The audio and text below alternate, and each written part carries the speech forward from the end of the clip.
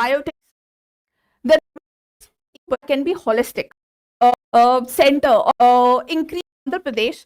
They from economy side to supply side. Okay. Now come to our next topic. So our next discussion will be based on this news article that appeared on page number 9 in the Hindu newspaper. So this article is that Chief Minister of Bihar and Andhra Pradesh, they have demanded special financial packages for their respective states, and obviously these packages could potentially increase the fiscal burden on the center and the states. So in this discussion, we'll see that on what basis center or finance commission determines that how much money need to be allocated to respective states. We'll see that criteria. Now the question comes that why we have taken, because mobilization of resources is important theme in GS paper 3. Also issues and challenges pertaining to federal structure, because here we will talk about the center-state relationship with respect to the finances.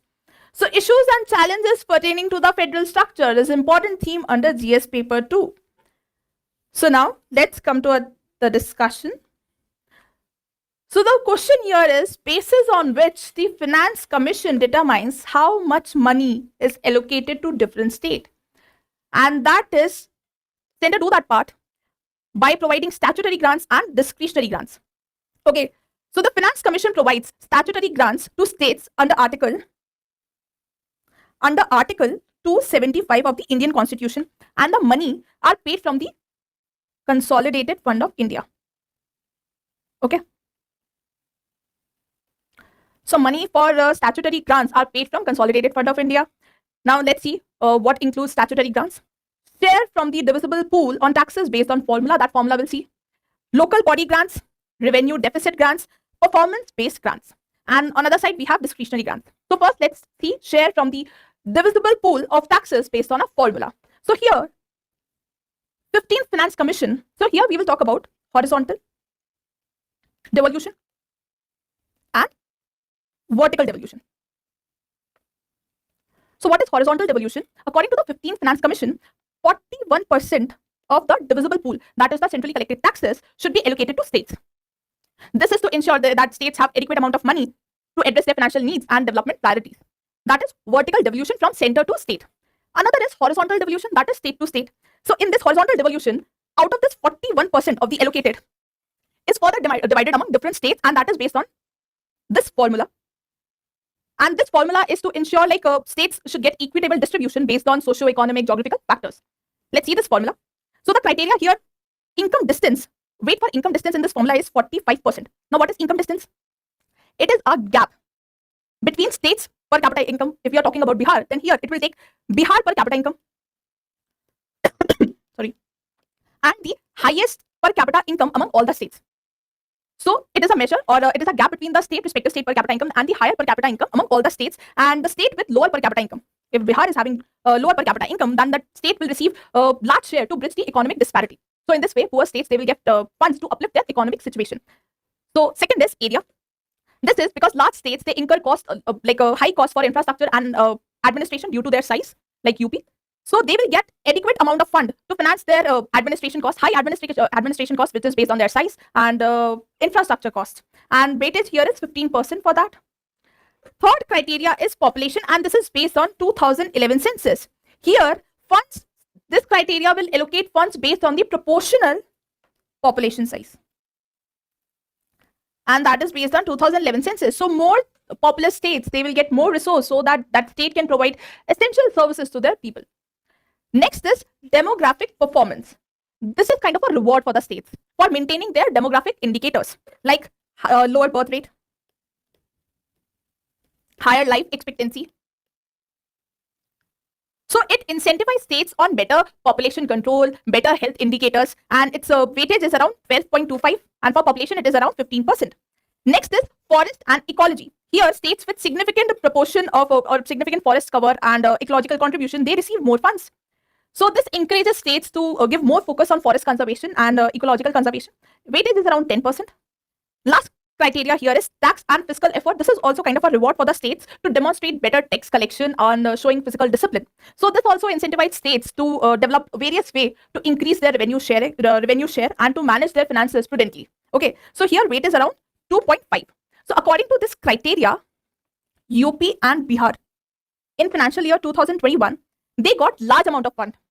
Okay, whereas Karnataka and Kerala, they saw the largest decrease in their share of fund, largest decrease. Okay, now having seen the horizontal devolution, let's see other grants also. Another grant is local body grant. This Finance Commission recommends a grant to local bodies like panchayats and municipalities to strengthen their finances so that they can improve their local governance and service delivery related to crucial issues like sanitation, water management, etc.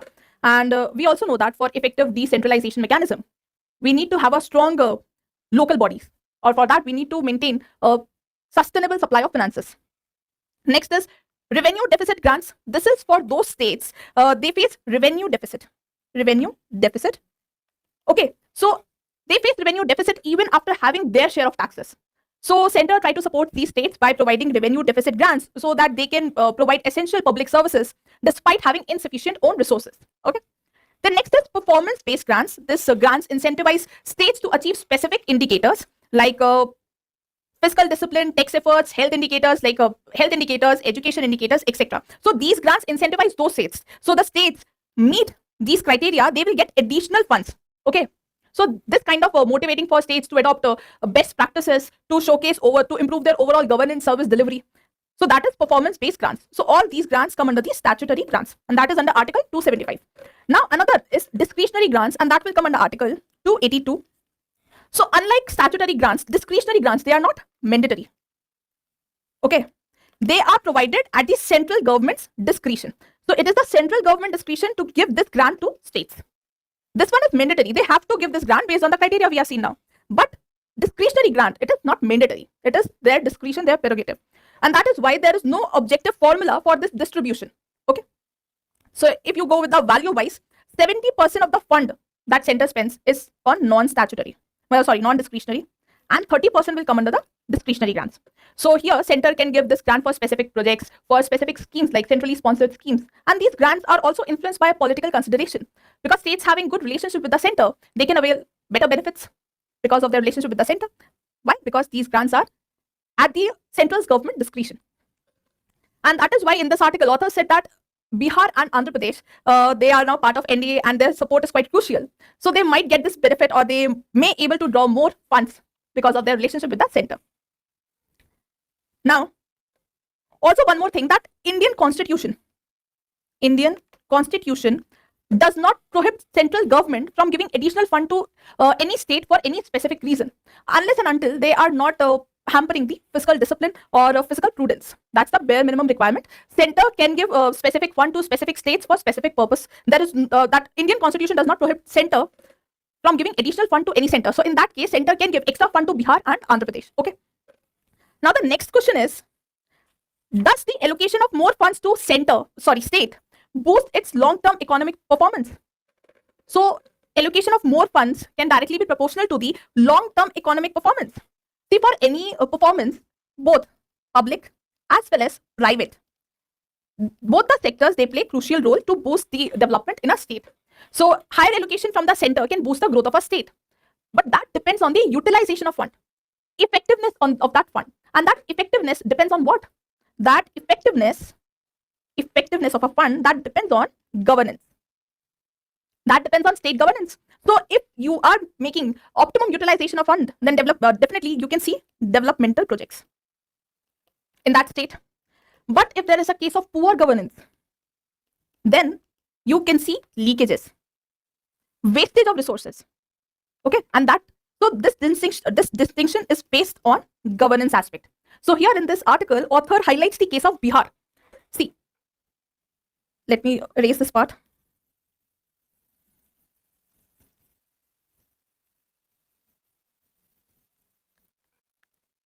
See, author highlights that in Bihar, credit deposit ratio is much lower as compared to national average. Now, what is credit deposit ratio? Credit deposit ratio is a measure or amount bank lends out of total deposits. Okay, total deposits it has mobilized. So that is loan out of total deposit. So it's calculated by total loans given by the bank divided by the total deposit it has mobilized. That is credit deposit ratio. So for Bihar, it is quite low if you compare with national average. Now, how it is a problem? Because this significant proportion suggests that money deposited in banks in Bihar is not utilized to provide loan within that state. Instead, being used elsewhere. So ideal thing is that if money is there with the banks like in Bihar, they should provide loans within that state. But now what is happening? Instead being used elsewhere. So the saving of people in Bihar is used in different states for their promoting their economic activities, for infrastructural projects in other states instead of Bihar. Okay. So what it highlights? It highlights poor governance. Why it is happening? Why there is a low credit deposit ratio in Bihar? Because of poor governance. And that is why the money or savings which is collected, savings or deposit collected in banks in Bihar, which should be used to fund their financial projects or infrastructure or developmental activities, it is being utilized somewhere else. And that shows the leakages or wastage of resources. Okay. And that is because of poor governance. So in crux, see, it is not wrong to give extra fund to any states or poor states. Finance Commission should provide extra funds to poor states to balance regional development. But that should be based on effective utilization of funds, and which will come when we address governance issue. Okay. So that's all from the mains. Now comes to the pre questions. So the